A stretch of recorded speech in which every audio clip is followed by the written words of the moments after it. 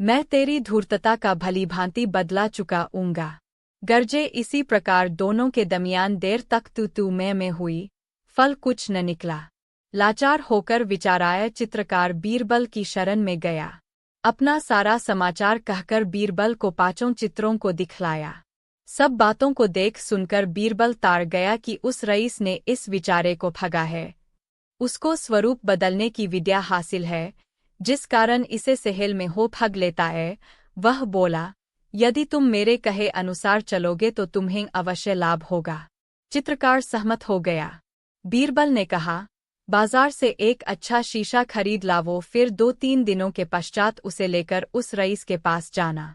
साक्षी के लिए गुप्त रूप से मेरे 2 कर्मचारी तुम्हारे साथ रहेंगे। उससे जाकर कहना कि इस बार मैं आपका उत्कृष्ट चित्र खींच लाया है, जब देखने को मांगे। अकबर बीरबल विनो 105। तो वही शोशा उसके सामने खदेना। शीशा में वह अपना स्वरूप बदल न सकेगा और इस भांति आसानी से तुम्हारे काबू में आ जाएगा, कारण कि दर्पण में उसका तात्कालिक स्वरूप भाषित होगा।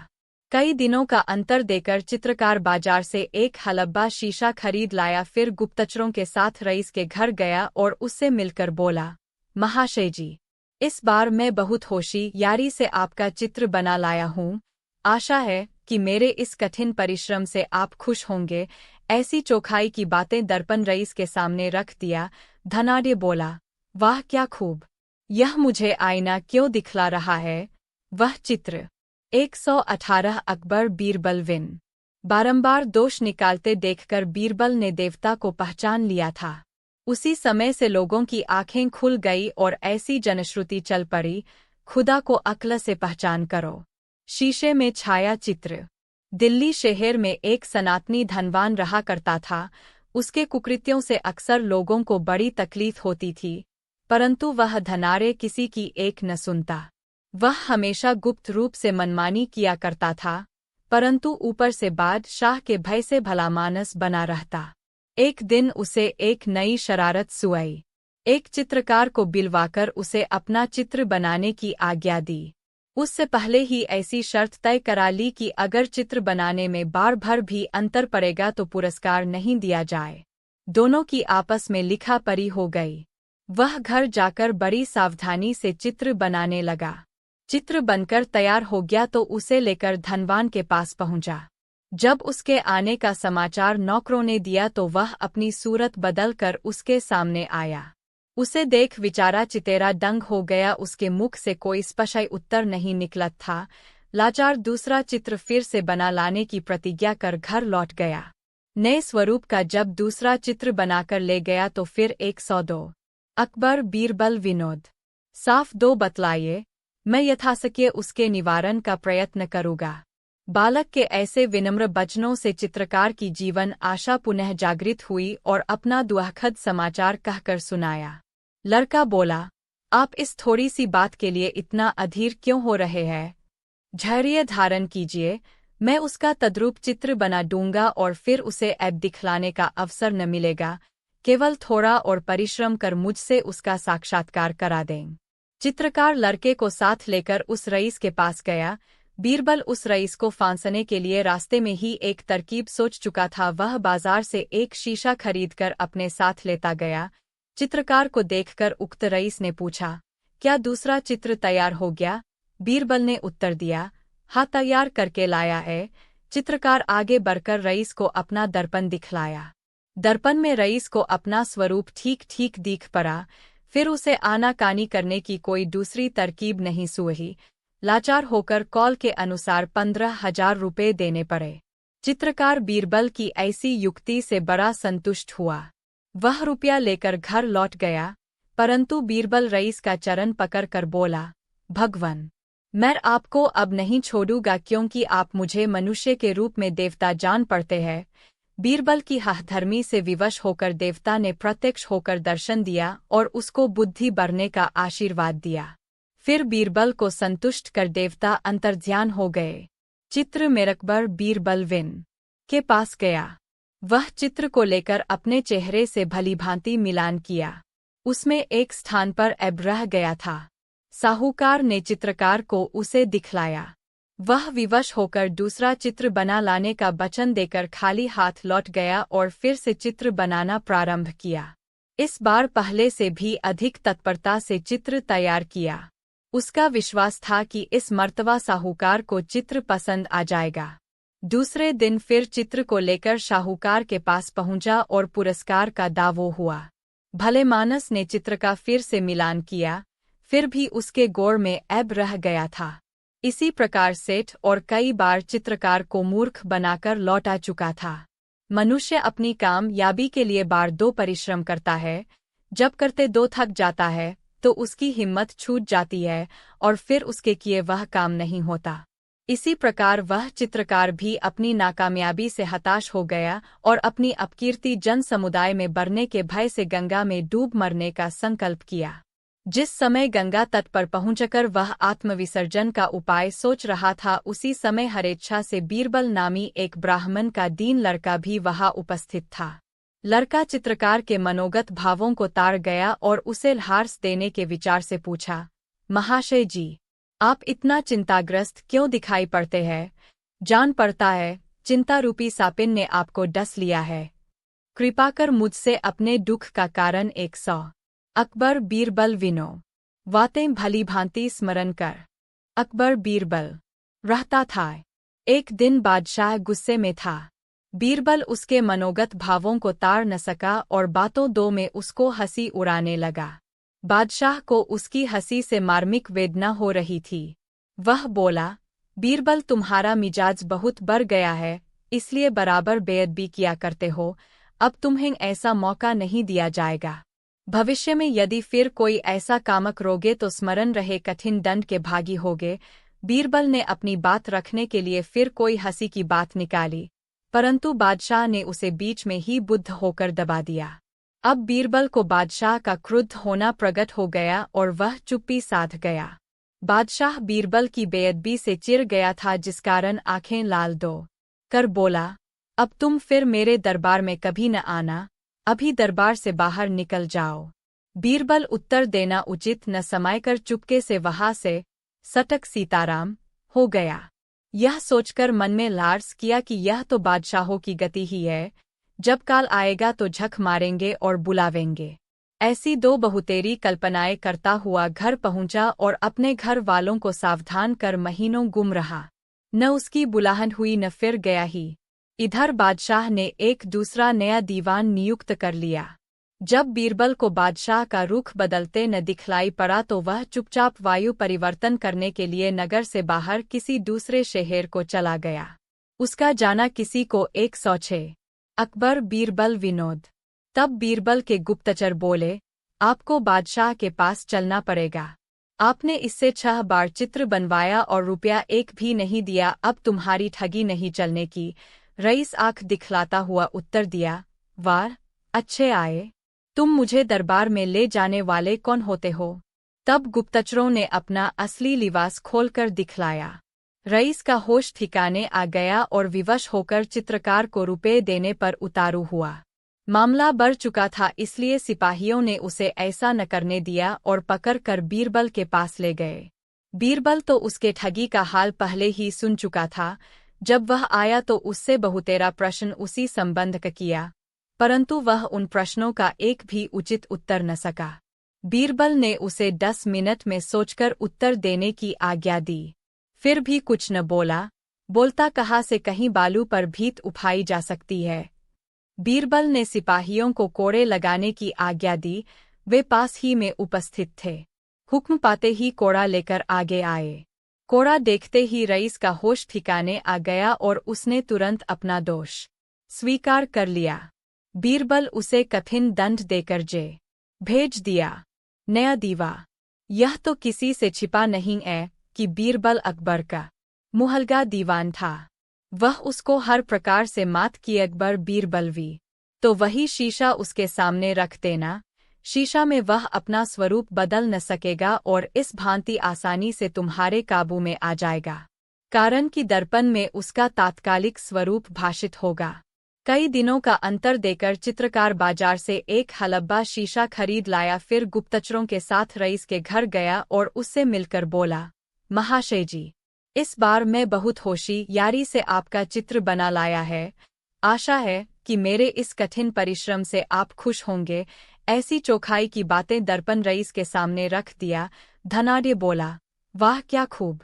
यह मुझे आईना क्यों दिखला रहा है?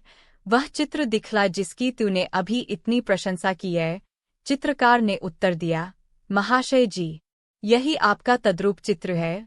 तब तो रईस के कान खड़े हो गए और वह अपनी ठगी छिपाने के लिए उससे बोला, तुझे मैंने अपना चित्र बनाने को भला कब कहा था? चित्रकार ने कहा, आप बात क्यों पलटते हैं? आपके आर्डर से मैंने बारी बारी 5 चित्र बनाकर दिखलाया, परंतु हर बार आपने नापसंद कर मुझे कोरा लौटा दिया। अब इस बार इतनी कतरव्योत कर बना लाया तो नकारने पर कटिबद्ध हुए हो। यह नहीं होने का। मेरे आपके बीच जो शर्तें पहले निश्चित हो चुकी हैं, उसे पूरी कीजिए। रईस ने देखा कि यह तो अच्छी बला लेकर आया है, इसे मूर्ख बनाकर ठगना चाहिए। वह एकदम नकर गया। 104 अकबर बीरबल विनोद। उस रईस ने अपना आकार बदलकर उसमें अंतर दिखलाया। इसी प्रकार चित्रकार ने क्रमशः 5 चित्र बनाकर तैयार किया, परंतु उसकी धूर्तता के कारण कोई चित्र ही उसके चेहरे से न मिल सका। अंत में चित्रकार को उसकी ठगी पर संदेह हो गया और वह उससे अपना पुरस्कार मांगा। रईस उसे फटकारता हुआ बोला, तू इतना भी समझदारी नहीं रखता। जब मेरे अनुकूल चित्र ही नहीं बना सकता तो फिर पुरस्कार किस बात का लेगा? नाहक इसी विरते पर अपने को चित्रकार बतलाकर लोगों को ठगता है। सीधे यहाँ से चला जा। नहीं तो लिया था। जिस कारण बीरबल संबंधी प्रश्न उपस्थित होने पर वह उसका उचित उत्तर देता। कितने ही लोगों को धोखा हो गया। वे उसे असली बीरबल समझकर बादशाह के पास पहुंचाने आए, परंतु वह रास्ते में ही स्वर्गवासी हो गया। बादशाह उसकी प्रतीक्षा करता रहा। ऐसी और भी कितनी अफवाहें बादशाह के कान तक पहुंचीं, परंतु जब उनकी जांच कराई गई तो सारी बातें अयूठी निकलीं। उसके गुप्तचर सच्ची खबर नहीं देते थे, जिससे कालांतर में उनका भेद खुल गया। बादशाह दूतों के ऐसे विश्वासघात करने पर आग बबूला हो गया और उनको कठिन दंड दिया।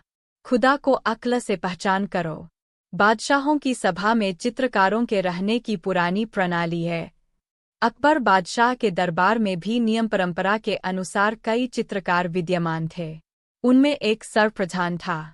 वह प्रति चित्र के बनवाई में 5000 पुरस्कार लेता था। एक दिन उस चित्रकार के पास एक बड़ा आदमी आया और बोला, महाशय जी, मुझे भी अपनी चित्र बनवानी है। यदि आप उसे सर्वोपपूर्ण बना सकेंगे तो मैं आपको 15,000 रुपया इनाम दूंगा। चित्रकार सहमत हो गया और दूसरे ही दिन से चित्र बनाना शुरू किया। इस काम के संपादन में उसे कई मास का अरसा लगा। जब चित्र उसकी इच्छानुकूल तैयार हो गया तो उसे लेकर रईस अकबर बीरबल विनोद के पास गया। वह चित्र को लेकर अपने चेहरे से भलीभांति मिलान किया। उसमें एक स्थान पर ऐब रह गया था। साहूकार ने चित्रकार को उसे दिखलाया। वह विवश होकर दूसरा चित्र बना लाने का वचन देकर खाली हाथ लौट गया और फिर से चित्र बनाना प्रारंभ किया। इस बार पहले से भी अधिक तत्परता से चित्र तैयार किया। उसका विश्वास था कि इस मर्तबा साहूकार को चित्र पसंद आ जाएगा। दूसरे दिन फिर चित्र को लेकर साहूकार के पास पहुंचा और पुरस्कार का दावो हुआ। भलेमानस ने चित्र का फिर से मिलान किया, फिर भी उसके गोड़ में ऐब रह गया था। इसी प्रकार सेठ और कई बार चित्रकार को मूर्ख बनाकर लौटा चुका था। मनुष्य अपनी कामयाबी के लिए बार 2 परिश्रम करता है। जब करते 2 थक जाता है तो उसकी हिम्मत छूट जाती है और फिर उसके किए वह काम नहीं होता। इसी प्रकार वह चित्रकार भी अपनी नाकामयाबी से हताश हो गया और अपनी अपकीर्ति जन समुदाय में बढ़ने के भय से गंगा में डूब मरने का संकल्प किया। जिस समय गंगा तट पर पहुंचकर वह आत्मविसर्जन का उपाय सोच रहा था, उसी समय हरेच्छा से बीरबल नामी एक ब्राह्मण का दीन लड़का भी वहां उपस्थित था। लड़का चित्रकार के मनोगत भावों को ताड़ गया और उसे ल्हास देने के विचार से पूछा, महाशय जी, आप इतना चिंताग्रस्त क्यों दिखाई पड़ते हैं? जान पड़ता है चिंता रूपी सापिन ने आपको डस लिया है। कृपा कर मुझसे अपने दुख का कारण अकबर बीरबल विना उसका शोक मनाया करता था। बादशाह की उदासी मिटाने के लिए लोगों ने बड़ी बड़ी तरकीबें निकालीं, पर दिल की लगन बुरी होती है। जब उपायों से कार्य सिद्धि न हुई तो करबारियों ने अष्टकौशल कर एक नई युक्ति सोच निकाली और कितने नागरिकों से कानों कान कहलाया कि अभी बीरबल जीवित है। जब इस हैवा से भी बादशाह को संतोष नहीं हुआ तो दूर दूर के शहरों तथा देहातों से बीरबल के जीवित रहने का समाचार आने लगा। लोग कहते थे कि वह लड़ाई से बचकर एक दूसरे शहर में छिप कर बैठा है। एक बार ऐसी घटना घटी कि किसी मनुष्य ने अपने को बीरबल कहकर घोषित किया, परंतु उसका बादशाह से साक्षात न हो सका। वह आते दो बीच मार्ग में स्वर्गवासी हो गया। बादशाह का मंतव्य पूरा नहीं हुआ। जीवन पर्यंत उसे अपने प्रिय मंत्री बीरबल से फिर साक्षात न हो सका। एक गाँव सीरी था, उसमें इस घटना के 2-3 वर्ष बाद एक द्विजाति कुलोद्भव ने अपने को बीरबल कहकर घोषित किया और लोगों में इस बात का खूब प्रचार किया कि मैं ही बीरबल हूँ। जब पहानों का युद्ध छिड़ा था तो मैं लड़ाई में आहत होकर एक महात्मा की कृपा से जीता जागता निकल आया। महात्मा ने मेरी बड़ी शुश्रूषा की। जब मैं एकदम चंगा हो गया तो उस साधु से आज्ञा लेकर इस गाँव में आ बसा। उस आदमी की सूरत भी बीरबल से बहुत कुछ मिलती जुलती थी। वह बीरबल के जीवनकाल की सारी 18 है। मैं इसके नफ़े में कमी करवाता हूँ और केवल 100 मुहरे ही देना चाहता हूँ। बादशाह ने बीरबल को इशारे से मना किया और उदारतापूर्वक बूढ़े जौहरी को हीरे का मूल्य और 200 मुनाफे की मुहरें खजांची से दिलवा कर विदा किया। वृद्ध की प्रसन्नता बासों उछल पड़ी और मनोमन बीरबल को कोटिशः धन्यवाद देता हुआ अपने घर चला गया। शाम को दरबार से अवकाश पाकर जब बीरबल घर पहुंचा तो जौहरी बूढ़े चाचा को प्रस्तुत पाया। बूढ़ा बीरबल को देखकर प्रसन्नता से रोमांचित हो गया और बोला, आपको और आपकी बुद्धि को धन्य है दीवान साहब। आप जो मुझ सरीखे दोनों पर उपकार कर रहे हैं उसका फल ईश्वर आपको हाथों हाथ देगा। मुझे विश्वास हो गया है कि इस पृथ्वी मंडल पर आप ऐसा प्रजापालक दूसरा दीवान नहीं है। उसकी ऐसी अनेकों प्रशंसा की बातें सुनकर उसके संतोषार्थ बीरबल ने कहा, चाचा जी, इसमें मेरा क्या उपकार है? यह सब आपको आपकी बुद्धिमानी का प्रतिफल मिला है। बूढ़ा इस पर अवाक हो गया और कोटि कोटि आशीर्वाद देता हुआ अपने घर चला गया। नकली बीरब। जब से बादशाह को बीरबल के मृत्यु का समाचार मिला था, तब से उसके विछोह के कारण बड़ा दलगीर रहता और बराबर बीरबल विनो अपने पास ही रख लिया था। बादशाह को भी बीरबल की बात सच्ची जान पड़ी। खबर नहीं कि आखिरस उसे रखा किस जगह। उसने हीरे का बहुतेरा खोज किया, परंतु जब कहीं हो तब तो मिले वह तो मुख में गलकर पानी हो गया था। लाचार होकर बादशाह बोला, अच्छा बीरबल, बूढ़े व्यापारी से उसका मूल्य निश्चित कर लो, परंतु उससे कोई झकैक न करना। हुक्म मिलते ही बीरबल ने बूढ़े चाचा से हीरे का मूल्य पूछा। वह बोला, दीवान जी, हीरे का असली मूल्य 2000 मुहरें है और 200 मुहरें मैं नफ़े में लूंगा। बीरबल ने कहा, नहीं, तुम्हें नफ़े में 50 मुहरें ही दी जाएंगी। बूढ़ा दुखित मन से बोला, सरकार, यदि आपको मुनाफे की 200 मोहरें देनी स्वीकार हो तब तो लेवें, नहीं तो कृपा कर मेरा माल मेरे हवाले करें। बीरबल मूल्य में कमी कराने के लिए उससे बार बार बना वटी माथापच्ची करता रहा। अंत में श्वाय लाकर बोला, बुड्ढू, इतनी टिरटिर क्यों करता है? अच्छा 50 मोहरें और ले लेना। परंतु बूढ़े चाचा तो पक्के गुरु के चेला थे, भला वे कब मानने लगे। मुँह बनाकर बोले, दीवान जी, इस प्रकार मुझ गरीब को क्यों दबाते हैं? मैं 200 मुहरों से एक कौड़ो भी कम न लूंगा। बादशाह इन दोनों की बड़ी देर की झक सुन क्रोधित होकर पूछा, क्यों बीरबल, व्यापारी क्या कहता है? बीरबल ने उत्तर दिया, पृथ्वीनाथ, वह हीरे की लागत 2000 मुहरें बतलाता है और मुनाफे की 200 मुहरें अलग से मांगता। अकबर बीरबल विनोद हैल कारण विशेष जान पड़ा, इसलिए उससे पूछा, क्यों बीरबल, आज इतनी जल्दी क्यों कर आना हुआ? बीरबल ने विनम्रता से उत्तर दिया, गरीब परवर, यह कारीगर एक उत्तम हीरा लेकर मेरे साथ आया है। यह उस हीरे को बेचना चाहता है। मुझे विश्वास है कि यह चीज़ आपके पसंद की होगी। इतना कहकर उसने हीरे को बादशाह के हाथ में दे दिया। बादशाह ने हीरे को भलीभांति देखकर कहा, बीरबल, हीरा तो लाजवाब है, परंतु बूढ़े जौहरी से कहो कि इसे लेकर 2 घंटे पश्चात हाजिर होवे। बूढ़ा वहां से हट गया। तब बादशाह ने नीरबल को उसकी भलीभांति जांच कराने की आज्ञा दी। बीरबल इधर उधर घूम फिर कर आ गया और बोला, पृथ्वीनाथ, इसके अच्छा होने में कोई संदेह नहीं है। हीरे को आप अपने पास रखें।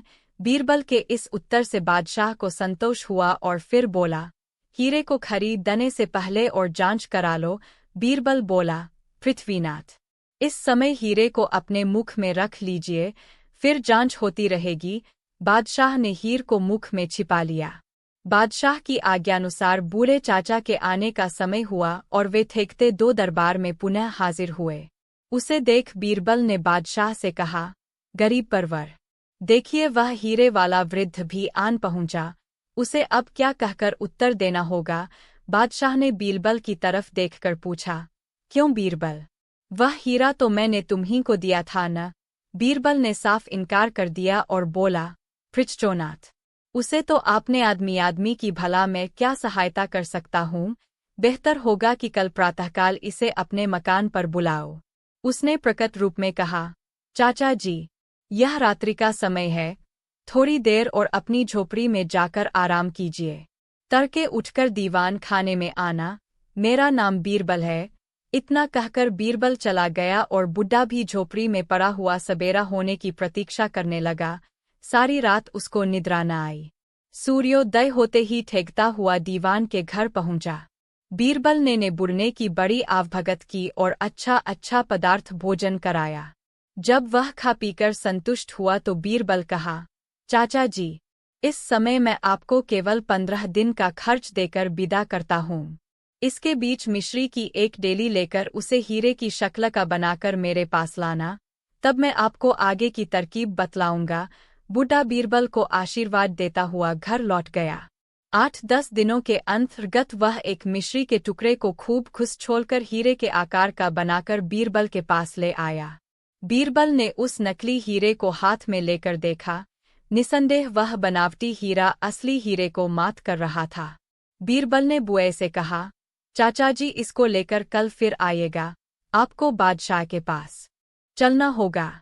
मैं इसे बादशाह के हाथ बेचकर आपको एक अच्छी रकम दिलाऊंगा।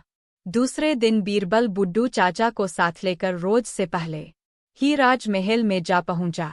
उसे देखकर बादशाह को कुछ अकबर बीरबल विनोद 94 लड़खड़ाते हुए बोला, आपको रोने वाले से क्या गरज पड़ी है, मैं ही रो रहा था।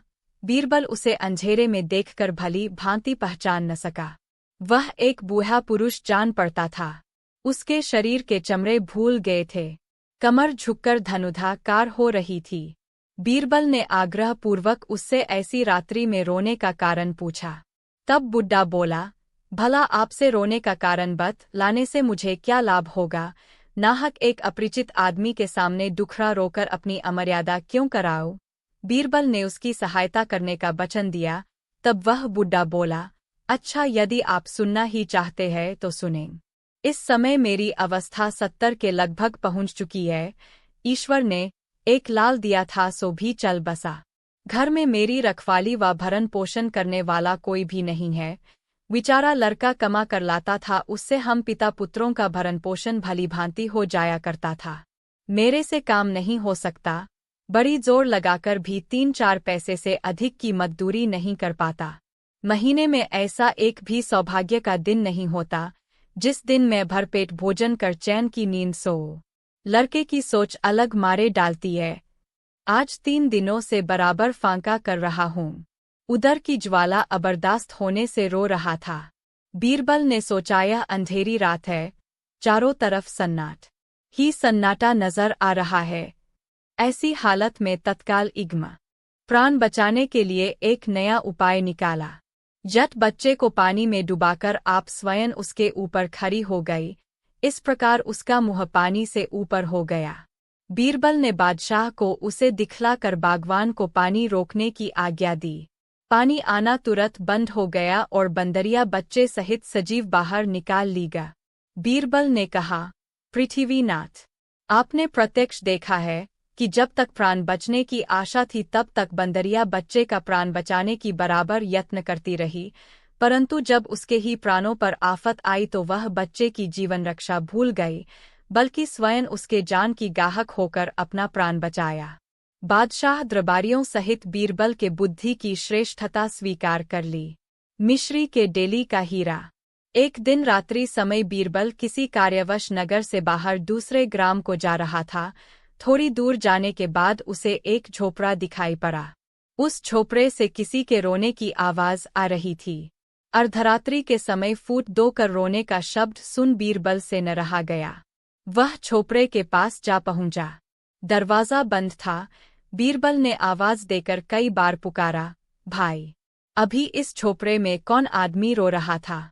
उस झोपड़े से एक बुढ़ा मनुष्य बाहर निकला और अकबर बीरबल विनो 94 लड़खड़ाते हुए बोला, आपको रोने वाले से क्या गरज पड़ी है? मैं ही रो रहा था। बीरबल उसे अंधेरे में देखकर भली भांति पहचान न सका। वह एक बूढ़ा पुरुष जान पड़ता था। उसके शरीर के चमड़े भूल गए थे। कमर झुककर धनुधाकार हो रही। बीरबल ने आग्रहपूर्वक उससे ऐसी रात्रि में रोने का कारण पूछा। तब बुड्ढा बोला, भला आपसे रोने का कारण लाने से मुझे क्या लाभ होगा? नाहक एक अपरिचित आदमी के सामने दुखड़ा रोकर अपनी अमर्यादा क्यों कराओ? बीरबल ने उसकी सहायता करने का वचन दिया। तब वह बुड्ढा बोला, अच्छा, यदि आप सुनना ही चाहते हैं तो सुनें। इस समय मेरी अवस्था 70 के लगभग पहुंच चुकी है। ईश्वर ने एक लाल दिया था सो भी चल बसा। घर में मेरी रखवाली व भरण पोषण करने वाला कोई भी नहीं है। बेचारा लड़का कमा कर लाता था, उससे हम पिता पुत्रों का भरण पोषण भली भांति हो जाया करता था। मेरे से काम नहीं हो सकता। बड़ी जोर लगाकर भी 3-4 पैसे से अधिक की मजदूरी नहीं कर पाता। महीने में ऐसा एक भी सौभाग्य का दिन नहीं होता जिस दिन मैं भरपेट भोजन कर चैन की नींद सो। लड़के की सोच अलग मारे डालती है। आज 3 दिनों से बराबर फांका कर रहा हूँ। उदर की ज्वाला अबरदास्त होने से रो रहा था। बीरबल ने सोचा यह अंधेरी रात है, चारों तरफ सन्नाटा ही सन्नाटा नजर आ रहा है।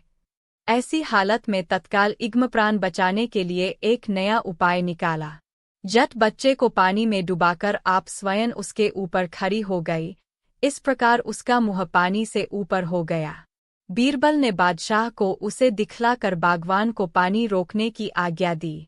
पानी आना तुरंत बंद हो गया और बंदरिया बच्चे सहित सजीव बाहर निकाल ली गई।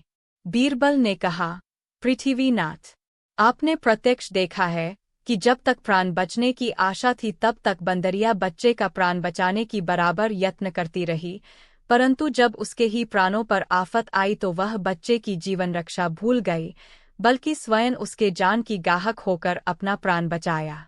बादशाह दरबारियों सहित बीरबल के बुद्धि की श्रेष्ठता स्वीकार कर ली। मिश्री के डेली का हीरा। एक दिन रात्रि समय बीरबल किसी कार्यवश नगर से बाहर दूसरे ग्राम को जा रहा था।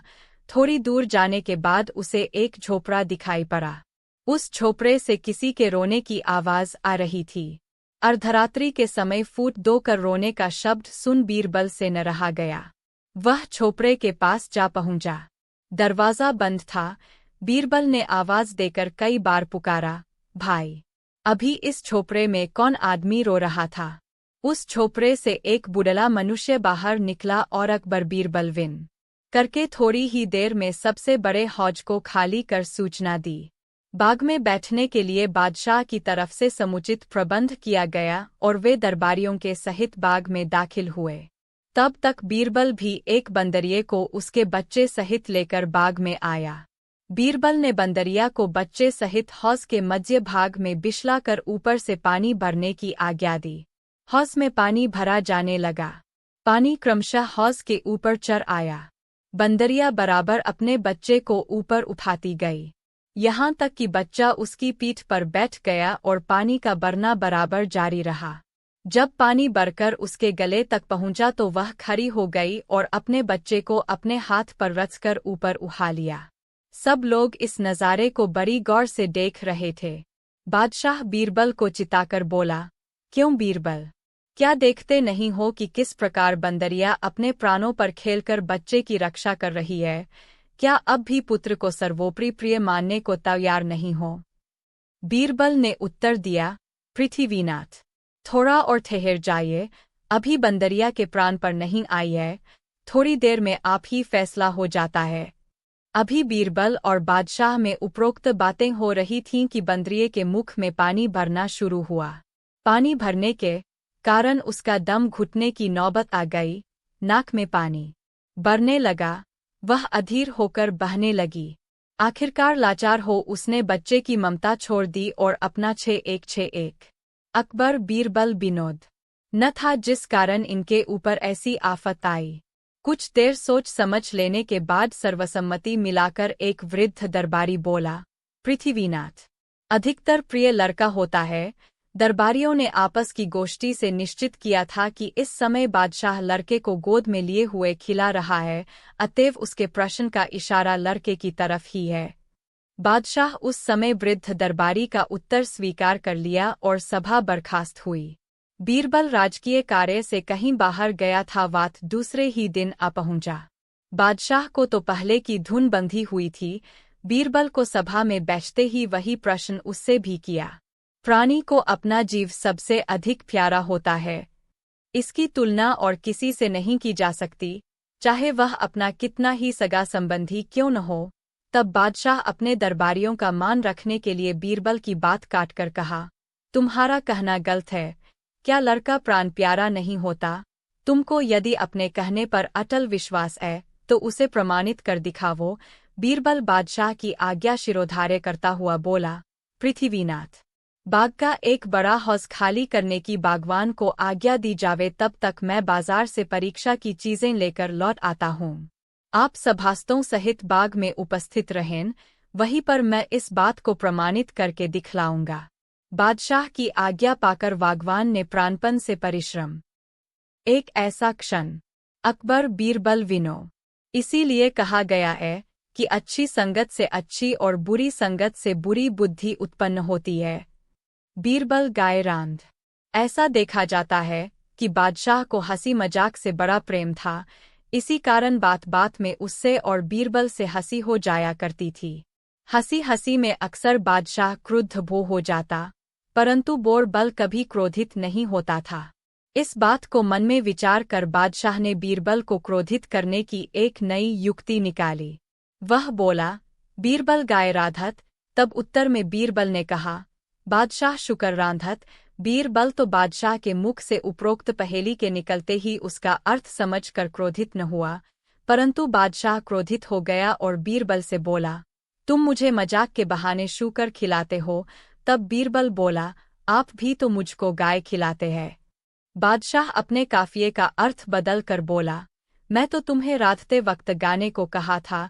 बीरबल ने उत्तर दिया, गरीब परवर, भला मैं शुकर राधने को कब कहा था? मैं तो कह रहा था कि बादशाह शकर रखाए, यानी आप शुक तोते की रखवाली करते हैं।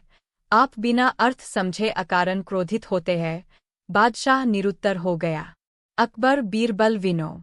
0 दिन बीरबल और बादशाह में बहुत देर तक वार्तालाप होने पर भी उस बीच कोई हंसी की बात नहीं आई, जिस कारण बादशाह ने अपने मन में सोचा, कुछ नहीं, बीरबल स्वाभाविक बुद्धिमान नहीं है, बल्कि इधर उधर से कुछ व्यवहार की बातें संग्रह कर बुद्धिमान बन बैठा है।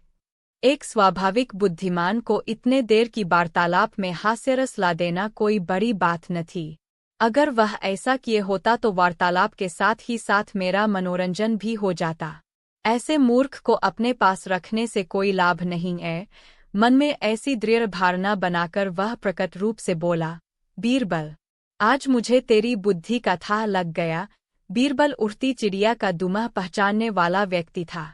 इतने ही उद्गार से उसे निश्चित हो गया कि बादशाह मनोरंजन चाहता था जो उसको अभी तक नहीं मिला। उसकी बात काटकर बोला, पृथ्वीनाथ, अब मेरे शरीर में आपको बुद्धि का लेशमात्र भी नहीं दिखाई पड़ेगा, आप उसे क्यों कर देख सकेंगे? मेरी बुद्धि का निवास स्थान तो एकमात्र मेरा दिमाग है। यदि आप उसे देखने के लिए अकुला रहे हो तो आपकी मंशा पूरी हो जाएगी, केवल पहले सा पागल बन जाइए। इतना सुनते ही बादशाह का भ्रम निवारण हो गया। वे संगति के प्रभाव से बहुत कुछ सुधर गए थे। वह उसके प्रति दुबुद्धि का प्रयोग करना उचित न समझ कर चुप हो गए। इसीलिए कहा गया है कि अच्छी संगत से अच्छी और बुरी संगत से बुरी बुद्धि उत्पन्न होती है। बीरबल गाय रांधत। ऐसा देखा जाता है कि बादशाह को हंसी मजाक से बड़ा प्रेम था, इसी कारण बात बात में उससे और बीरबल से हंसी हो जाया करती थी। हंसी हंसी में अक्सर बादशाह क्रुद्ध भो हो जाता, परंतु बीरबल कभी क्रोधित नहीं होता था। इस बात को मन में विचार कर बादशाह ने बीरबल को क्रोधित करने की एक नई युक्ति निकाली। वह बोला, बीरबल गाय रांधत। तब उत्तर में बीरबल ने कहा, बादशाह शुकर रांधत। बीरबल तो बादशाह के मुख से उपरोक्त पहेली के निकलते ही उसका अर्थ समझकर क्रोधित न हुआ, परंतु बादशाह क्रोधित हो गया और बीरबल से बोला, तुम मुझे मजाक के बहाने शूकर खिलाते हो। तब बीरबल बोला, आप भी तो मुझको गाय खिलाते हैं। बादशाह अपने काफिये का अर्थ बदल कर बोला, मैं तो तुम्हें रांधते वक्त गाने को कहा था। बीरबल ने उत्तर दिया, गरीब परवर, भला मैं शूकर रांधने को कब कहा था? मैं तो कह रहा था कि बादशाह शकर रखाए, यानी आप शुक तोते की रखवाली करते हैं। आप बिना अर्थ समझे अकारण क्रोधित होते हैं। बादशाह निरुत्तर हो गया। दिन बीरबल और बादशाह में बहुत देर तक वार्तालाप होने पर भी उस बीच कोई हंसी की बात नहीं आई, जिस कारण बादशाह ने अपने मन में सोचा, कुछ नहीं, बीरबल स्वाभाविक बुद्धिमान नहीं है, बल्कि इधर उधर से कुछ व्यवहार की बातें संग्रह कर बुद्धिमान बन बैठा है। एक स्वाभाविक बुद्धिमान को इतने देर की वार्तालाप में हास्यरस ला देना कोई बड़ी बात न थी। अगर वह ऐसा किए होता तो वार्तालाप के साथ ही साथ मेरा मनोरंजन भी हो जाता। ऐसे मूर्ख को अपने पास रखने से कोई लाभ नहीं है। मन में ऐसी दृढ़ धारणा बनाकर वह प्रकट रूप से बोला, बीरबल, आज मुझे तेरी बुद्धि का था लग गया। बीरबल उड़ती चिड़िया का दुमह पहचानने वाला व्यक्ति था। इतने ही उद्गार से उसे निश्चित हो गया कि बादशाह मनोरंजन चाहता था जो उसको अभी तक नहीं मिला। उसकी बात काटकर बोला, पृथ्वीनाथ, अब मेरे शरीर में आपको बुद्धि का लेशमात्र भी नहीं दिखाई पड़ेगा, आप उसे क्यों कर देख सकेंगे? मेरी बुद्धि का निवासस्थान तो एकमात्र मेरा दिमाग है। यदि आप उसे देखने के लिए अकुला रहे हो तो आपकी मंशा पूरी हो जाएगी, केवल पहले सा पागल बन जाइए। इतना सुनते ही बादशाह का भ्रम निवारण हो गया। वे संगति के प्रभाव से बहुत कुछ सुधर गए थे। वह उसके प्रति दुबुद्धि का प्रयोग करना उचित न समझ कर चुप हो गए। अकबर बीरबल 98 विनय करने लगे। उसकी स्त्री समीप की कोठरी से छिपकर सारी दुर्दशाएं देख रही थी। पति को भाइयों से गिड़गिड़ाते देख उसे दया आ गई और उसका पवित्र हृदय धर्मसागर में गोते मारने लगा। स्त्री ने कहा, चाहे जो हो, मैं पति की ऐसी दुर्दशा अपनी आंखों नहीं देख सकती। वह मेरा देवता है, उसके कोप करने से मेरा सर्वनाश हो जाएगा। पति की हंसी कराकर कुलटाए भले ही प्रसन्न हो सकती है, परंतु पतिपरायणा नहीं। वह कपाट खोलकर बाहर आई और अपने भाइयों से उसे छोड़ देने का आग्रह करने लगी। भाइयों को बेहन कहने पर अमल न करते देख बीरबल स्वयं उनसे क्षमा प्रार्थी हुआ और उसके पति को छोड़ देने की आज्ञा दी। पंडित जी छोड़ दिए गए। अंत में उन्हें अपनी हठधर्मी पर बड़ा पश्चाताप हुआ। इस स्वांग से बीरबल का अभिप्राय था कि पति के जीवितावस्था में स्त्री का मुंडन नहीं हो सकता था। पहले पति मर ले तो स्त्री का मुंडन किया जाए। बीरबल पंडित जी को छोड़वा और उनकी स्त्री का कष्ट निवारण कर लौट गया। चारों भाई अपनी बहन के घर मेहमानी करने के लिए टिकर है। धन्य है हमारी उन भारत ललनाओं को जो आने पर कठिन संकट उठाकर भी पतिव्रत की रक्षा करती है। ए देवियो, पति से कष्ट उठाकर भी पति सेवा करना तेरा ही काम है। अपने पति को कष्ट में देख भला तुम कैसे सहन कर सकती हो। पति को ईश्वर तुल्य मानकर पूजन करने वाली संसार प्रसिद्ध एकमात्र भारतललना ही है। अकबर बीरबल 82 भाई को बोरथल से पुराना परिचय होने का स्मरण हो आया। वह तक्षण बहन के उद्धार का उपाय पूछने के लिए बीरबल के घर पहुंचा। उस समय बीरबल चारपाई पर पड़े 2 पुस्तक पढ़ रहा था। अपने मित्र का संदेशा सुन उसे पास बुलाकर उसका कुशल समाचार पूछा। वह अपने बहन की दुर्दशा का आद्योपांत कारण बतलाकर बोला, मैं आपसे अपने बहन के उद्धार की तरकीब बुआने आया हूँ। मेरी मदद कीजिए। बीरबल बोला, तुम चारों भाई नंगे सिर होकर अपने बहनोई के पास इस रंग से जावो मानो कोई मर गया हो, तब तक मैं भी आ पहुँचता हूँ।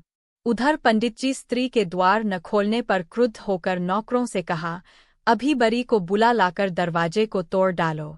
इसी बीच वे चारों भी नंगथरंग सिर खोले आ पहुँचे। इनके आने के थोड़ी देर पश्चात बीरबल भी शवदाह का सब सामान लिए हुए आया और पंडितजी के पेन द्वार पर टिकठी बांधने लगा।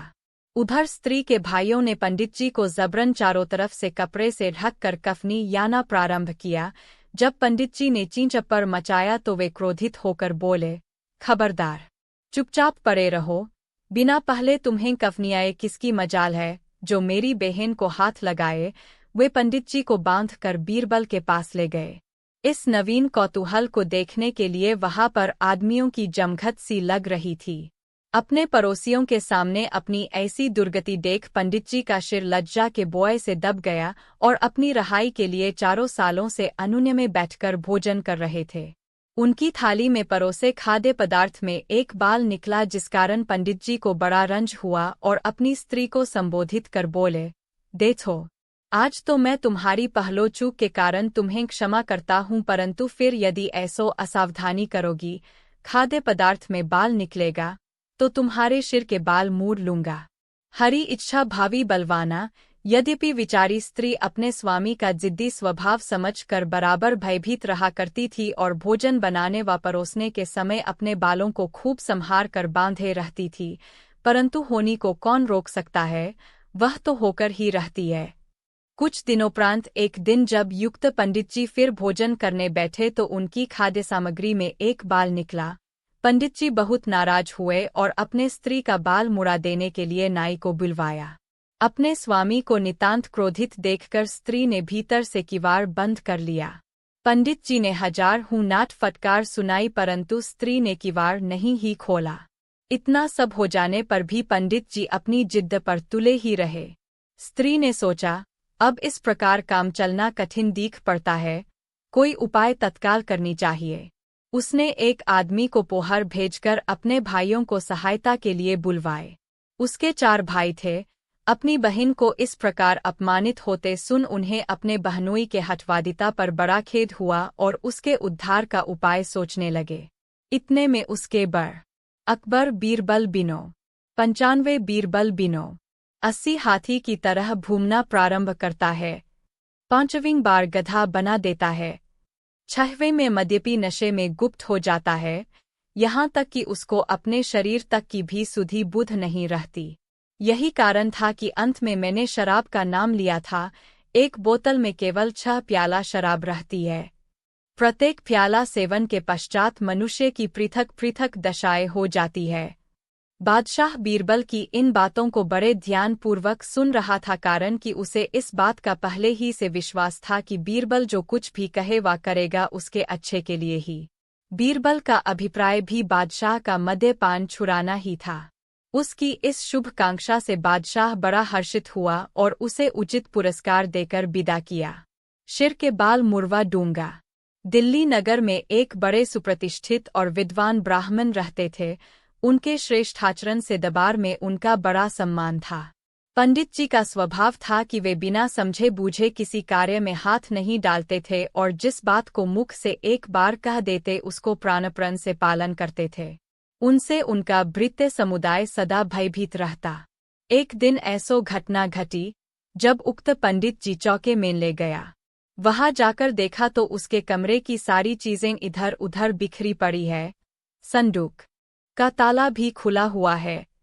बादशाह तुरंत तार गया कि इसी को चुराने के लिए बीरबल अकेले में यहाँ आया था, परंतु फिर भी इतने ही से उसे शांति न मिली। उसने विचारा कि यह तो हुई यहाँ की चात, रास्ते में बीरबल अनसंट क्यों बतलाता था।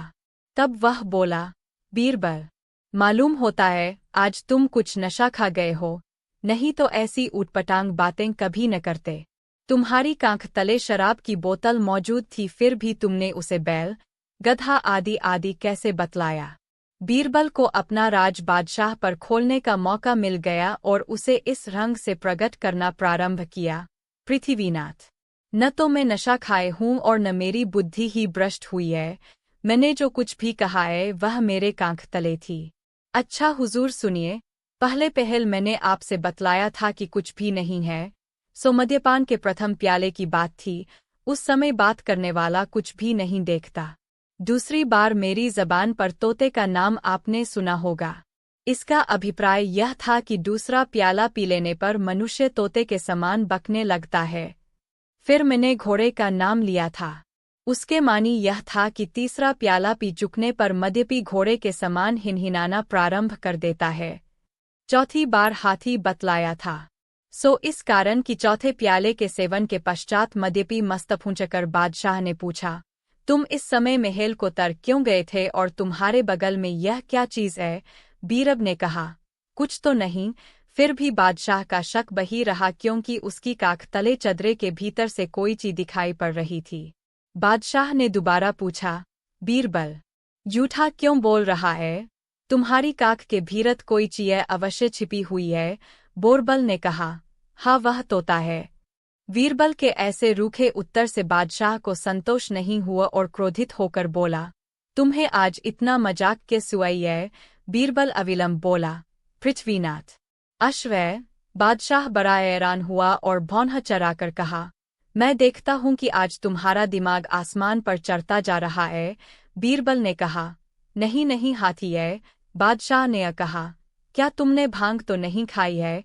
ठीक ठीक समझ कर उत्तर दो। बीरबल कब चुप रहने वाला था बोला, गधा है, गधा। बारंबार बीरबल के टालमटोल की बातें सुनकर बादशाह बहुत ही चिढ़ गया और पूछा, क्या आज तुम पर मृत्यु तो नहीं सवार हो गई है? कांख में की छिपी वस्तु का नाम ठीक ठीक क्यों नहीं बतलाते हो? इस बार बीरबल ने साफ बतला दिया, हुजूर, शराब है। फिर अपनी बगल से बोतल निकाल कर बादशाह के हवाले किया। बीरबल ऐसे धर्मपरायण ब्राह्मण के पास शराब की बोतल देखकर बादशाह को आश्चर्य हुआ और उसका कोप कुछ शांत हो गया। वह बीरबल को अपने साथ जनाने महल में लिवा।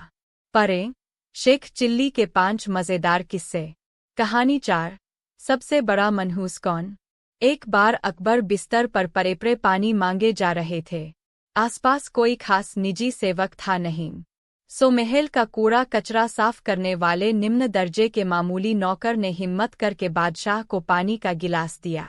अकबर उसे अपने कमरे में देखकर चौंक गए, लेकिन प्यास इतनी लगी थी कि वे खुद को रोक नहीं पाए और पानी ले लिया। तभी वहां अकबर के खास सेवक आ पहुंचे। उन्होंने फौरन उस कचरा साफ करने वाले नौकर को कमरे से बाहर कर दिया और सभी अकबर की चापलूसी करने लगे। दोपहर हुई तो अकबर का पेट खराब हो गया।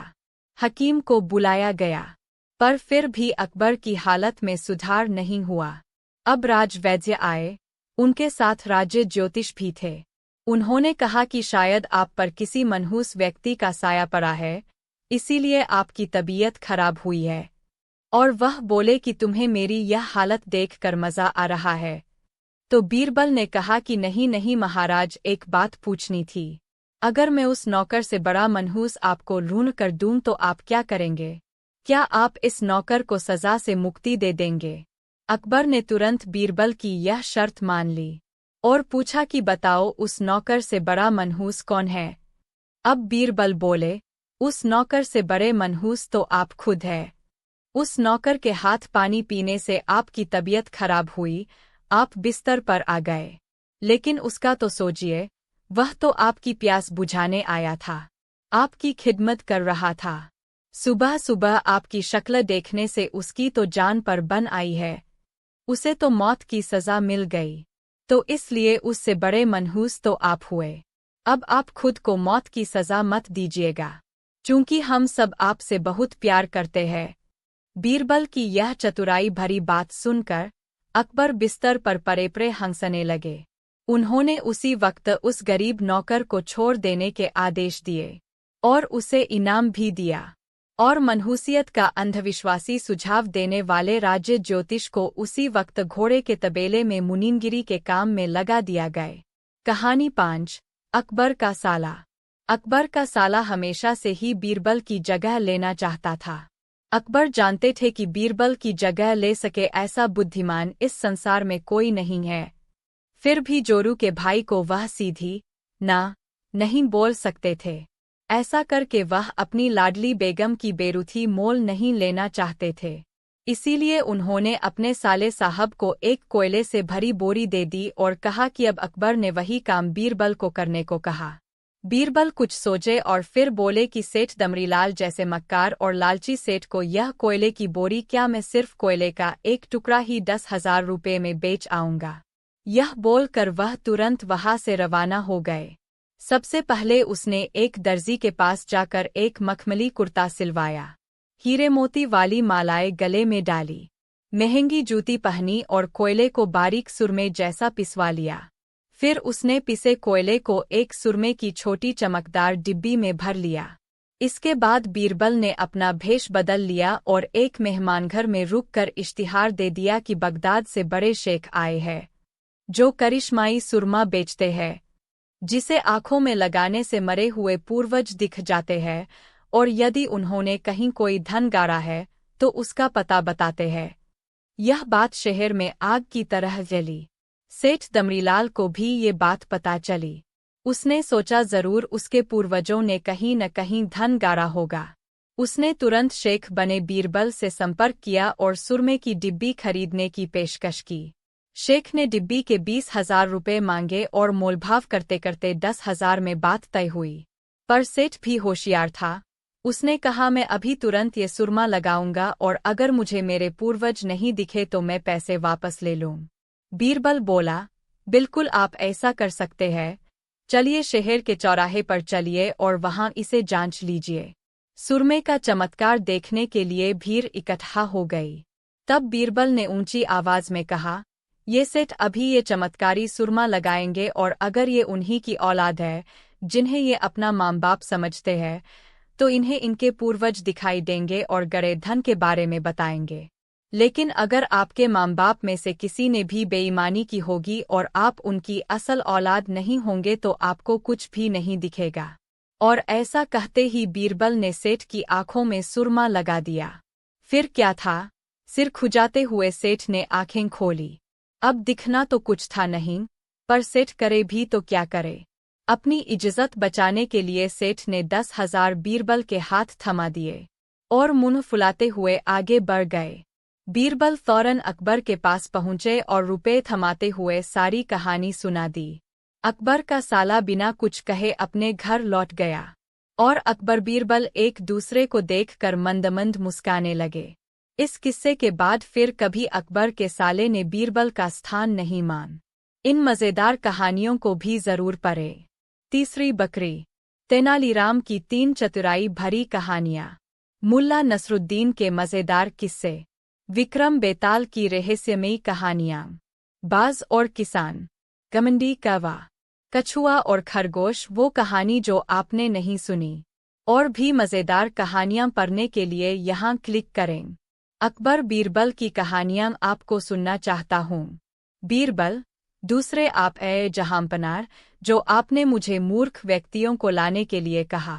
बीरबल की बातें सुनकर अकबर उसकी प्रशंसा करने लगते हैं और कहते हैं कि बीरबल के पास हर सवाल का जवाब होता है। कहानी से सी दिमाग और चतुराई से हर मुश्किल काम आसान हो सकता है, लेकिन ऐसे कामों में अपना कीमती समय व्यर्थ नहीं करना चाहिए जिसका कोई मतलब न हो। घूमते रहे और अपने पीछे रेरों किस्सों का तजाना छोड़ गए। आइए पढ़ते हैं उनमें से चंद किस्से। कुछ नहीं की अदायगी। जब मुल्ला नसीरुद्दीन ने 2 लोगों के झगड़े को सुलझाते हुए बतलाई घड़े से कुछ नहीं निकालने की तरतीब। मुल्ला नसीरुद्दीन के घर के सामने 2 लोग आपस में झगड़ रहे थे। उनमें से एक चीख कर कह रहा था, यहाँ से तुम तब ही जा सकोगे जब मुझे मेरे मेहनताने के रूप में कुछ नहीं दे दोगे। दूसरा आदमी, जिसके सिर पर लकड़ियों का गट्ठर था, बार बार उसकी मिन्नत कर रहा था, बाबू साहब, कुछ नहीं तो कुछ नहीं ही होता है। यह कोई चीज़ तो है नहीं जिसका आदान प्रदान हो सके। मगर वह आदमी अड़ा था, मुझे कुछ नहीं चाहिए तो चाहिए। मुल्ला नसीरुद्दीन काफी देर से उन दोनों की यह दिलचस्प लड़ाई देख रहा था। वह टहलता हुआ उन दोनों के पास आ गया और उनसे पूछा, क्यों झगड़ रहे हो भाई? जिसके सिर पर लकड़ियों का गट्ठर था, उसने रुआंसे स्वर में कहा, हुजूर, इनसे मैंने सिर पर लकड़ियों